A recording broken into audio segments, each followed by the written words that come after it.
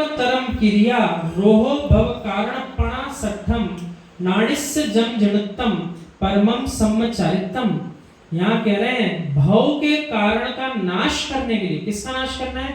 भव के कारणों का नाश, यानी भव में जो भटक रहा है, भव वन में जी भर घूम चुका, कण कण को जी भर देखा, मृग समर्ग तृष्णा के पीछे मुझको न मिली सुख की रेखा। तो ये किसके लिए सुनाते हैं? भगवान के लिए सुनाते हैं। किसके लिए सुनाते हैं? भगवान के लिए सुनाते हैं कि भव में आप भटक चुके भगवान, अब देखो आप मुक्त हो गए। हम नहीं भटक रहे, हम तो रोज आ रहे हैं। आप भटक रहे थे अनादिकाल से, आप मुक्त हो गए। ऐसा नहीं, अपने लिए गाना है। भव वन में जी भर घूम चुका, कण कण को जी भर देखा। किसके लिए बात करी? कण कण को, यानी ऐसा कोई कण नहीं बचा जिसको मैंने जी भर के ना देखा। लेकिन पंक्ति इतनी अच्छी याद होगी दादाजी, कुछ भी कराते रहो, पूरी पंक्ति ऐसी की ऐसी अपन पढ़ के बता सकते हैं।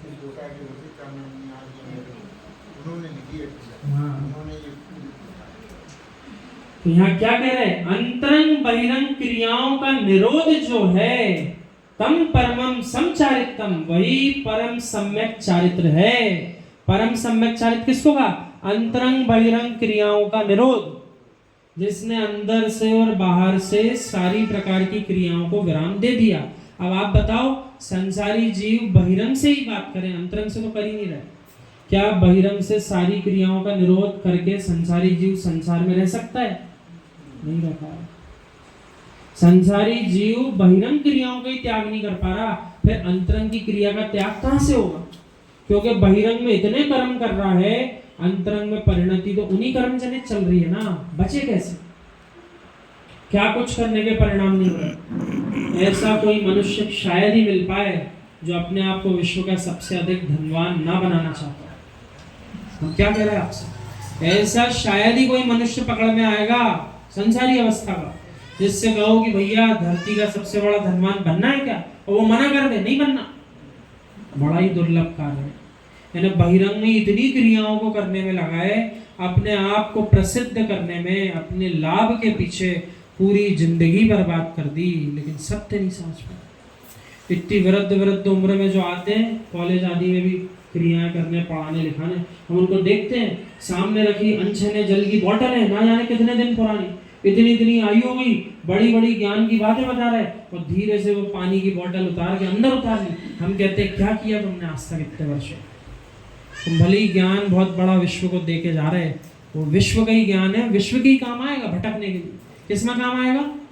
विश्व का ज्ञान जो दे रहे हैं वो विश्व में भटकाने में ही काम आएगा, विश्व से मुक्ति प्राप्त कराने में काम नहीं आएगा। उठा के पीते रहो, कुछ भी करते रहो। तो यहाँ कह रहे हैं ऐसा ज्ञानियों ने कहा है, ऐसा आचार्य श्री कह रहे हैं, मैंने भी नहीं कहा, ऐसा आचार्य श्री कह रहे हैं ज्ञानियों ने कहा है कि क्या करो? अंतरंग बहिरंग क्रियाओं का निरोध करो, वही सम्यक चारित्र है। यानी जिसको सम्यक चारित्र की रत्नात्रय की प्राप्ति करना है, उसको बहिरंग और अंतरंग सारी प्रकार की परिग्रह आदि क्रियाओं को समाप्त करना पड़ेगा। ये सरल काम है, कठिन काम है कि असंभव है? ये कठिन काम है, सरल काम है कि अत्यंत प्रचंड? ऐसा काम ही हो ही नहीं सकता, असंभव है। ऐसा तो नहीं ना, असंभव हो तो सकता है, ये तो सिद्ध कोई बनेगा ही नहीं। फिर असंभव होगा तो कोई सिद्ध बन ही नहीं सकता। और यदि सरल है तो अपन सब यहाँ क्या कर रहे हैं? इसलिए सरल भी नहीं है, असंभव भी नहीं है, कठिन है लेकिन असंभव नहीं है। हाँ, द्रव्य संग्रह से गाथा ली 46 बराबर। संयम का आनंद क्या है? अभी मैं भगवान के आनंद की व्याख्या नहीं कर रहा, संयम के आनंद की व्याख्या कर रहा हूँ। जिस व्यक्ति को एक पीने की आदत पड़ चुकी हो, उस व्यक्ति से मिल लेना। कितना ही बड़ा पुरुष हो, नेता हो, अभिनेता हो, सम्राट हो, जिसको बीड़ी सिगरेट पीने की आदत पड़ चुकी हो, उससे पूछ लेना तुझे जीवन में भिखारी बनना पड़े या नहीं बनना पड़े। अब उससे, जिसको ये आदत है, सत्य व्यसन है, उससे आप कहो कि भैया तुझे भटकना पड़ेगा भिखारी बनके, तो कहे कैसी फालतू की बातें कर रहा है, हमारे पास कितना द्रव्य रखा घर में पता आपको, आप हमसे कह रहे भिखारी बनना पड़ेगा। तो उसको लग रहा है यही पर्याय जो वर्तमान की मिली यही सब कुछ है, यही मेरा संसार है। वो ये विचार नहीं कर पा रहा इस पर्याय की प्राप्ति होने के पूर्व भी मेरी सत्ता थी, इस पर्याय के विनाश होने के बाद भी मेरी सत्ता रहेगी, और यदि भविष्य में मेरी सत्ता रहेगी तो मैं किस प्रकार की पर्याय को धारण करूंगा। यही तो चार्वाक बुद्धि है ना उनकी। चार्वाक बुद्धि और क्या है? जो पर्याय मिली वही आपकी है, ना पहले थी ना आगे होगी। जो जो करना है सब करो, इसी पर्याय में पूरे आनंद से जियो। तो कौन से आनंद से जियो? कौन से आनंद से? आगम के आनंद से नहीं, वो संसार रूपी आनंद में जियो। खाओ पियो मौज करो, और कुछ ना बचे तो ऋण लेकर घी पियो। ऐसा चार्वाक का सिद्धांत। हाँ, ये चार्वाक का सिद्धांत। आप पढ़ो, ये सब अध्ययन करो, आपको पता चलेगा। चार्वाक, वैशेषिक, सांख्य, बौद्ध सब अलग अलग मत लेकर बैठे हैं। कोई कह रहा आत्मा नहीं होती, कोई कह रहा पर्याय नहीं होती, कोई कह रहा है कि ये तो चार्वाक बुद्धि वाले के लिए कुछ नहीं, कोई कुछ नहीं है, आनंद से जीवन जियो। तो सब अपनी अपनी मिथ्या मान्यताएं लेकर जीवन जीना सिखा रहे हैं। मात्र जैन धर्म ऐसा है जो कह रहा है भटकना बंद करो। कब तक भटकोगे? कब तक भटकना है? सब प्रश्न करा जिससे। बाकी धर्म ग्रंथों में तो ये समझाया ही नहीं।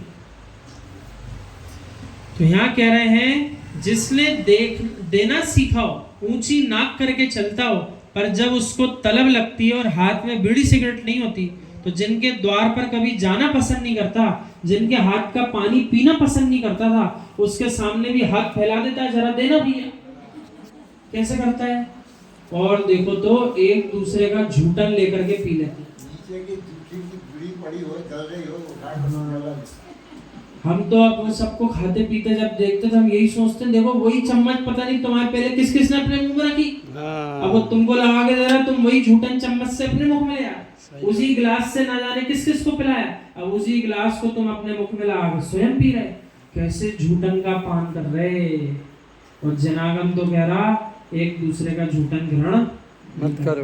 अभी कोरोना आया था तो सबकी अकल ठिकाने लग गई। घर गृहस्थी में भी सब सुधर गए थे, अंदर भी, बाहर तो सुधर ही गए थे, अंदर भी सुधर गए। हाँ, बोले अलग पड़ रहा है एक कमरे में, तुम जाओ, अपनी थाली अलग रखो, अपने वस्त्र अलग रखो। और यही जनागम अनादिकाल से कह रहा, तो किसी के समझ में नहीं आ रही। झूठा नहीं खाना, एक दूसरे के वस्त्र नहीं पहनना, स्पर्शन करने से बचना, तो वो किसी को समझ में नहीं आ रहा। और जब कोरोना जैसी बीमारी लगी तो सबके समझ में आ गई, तो झूठा मत खाओ, झूठा मत पियो। लेकिन जैसे ही वो काल निकला, फिर सब चम्मच कटोरे लेके फिर खड़े मिल गए, कोई फर्क नहीं पड़ा। बोले जब दोबारा आएगा जब देखेंगे, फिर ब्रेक आएगा जब देखेंगे। अभी तो ब्रेक समाप्त हो गया, फिर लग गए अपने काम में। जिसे सुअर नहीं सूंघता